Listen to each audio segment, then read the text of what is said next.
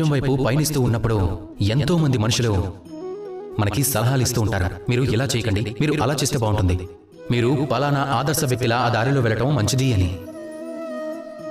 మనకి అవి బాగుంటాయి, అలానే మనం వాటితో దాన్ని ఆరంభిస్తాం.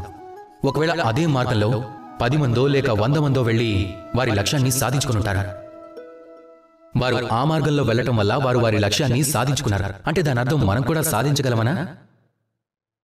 ఏమో సమాధానం చెప్పలేము. మిమ్మల్ని నేను ఇప్పుడు ఒక మాట అడుగుతాను. ఇంతకీ ఆ ఆదర్శ వ్యక్తి మీరేనా?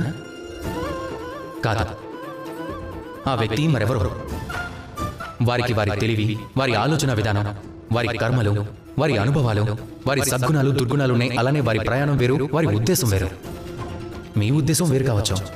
ఇప్పుడు నేను మళ్ళీ మీ విషయానికి వస్తే కనుక మీ గురించి అందరికంటే ఎక్కువగా ఎవరికి తెలుసు? తమరి పద్ధతులు, తమరి లక్ష్యం సాధించడంలో తమరి ఆలోచన, తమరి ఆచరణ, తమరి భావనలు, తమరి కర్మలు, తమరి కోరికల విషయం గురించి, మీ అనుభవాల విషయం గురించి, వీటన్నింటి గురించి కొంతైనా స్పష్టత కలిగిన వారు కేవలం మీరు మాత్రమే. కనుక మీ జీవితంలో ఏ మార్గం అనుసరించాలి, ఎలా ముందుకు సాగాలి, వీటన్నిటినీ స్వయంగా మీరే నిర్ణయించుకోవడం మీకు మంచిది. మీరు మీ అనుభవాలని దృష్టిలో పెట్టుకుని ముందడుగు వేయండి. ఆ విధంగా మీరు వెళ్ళి మీ లక్ష్యాన్ని సాధించుకోండి.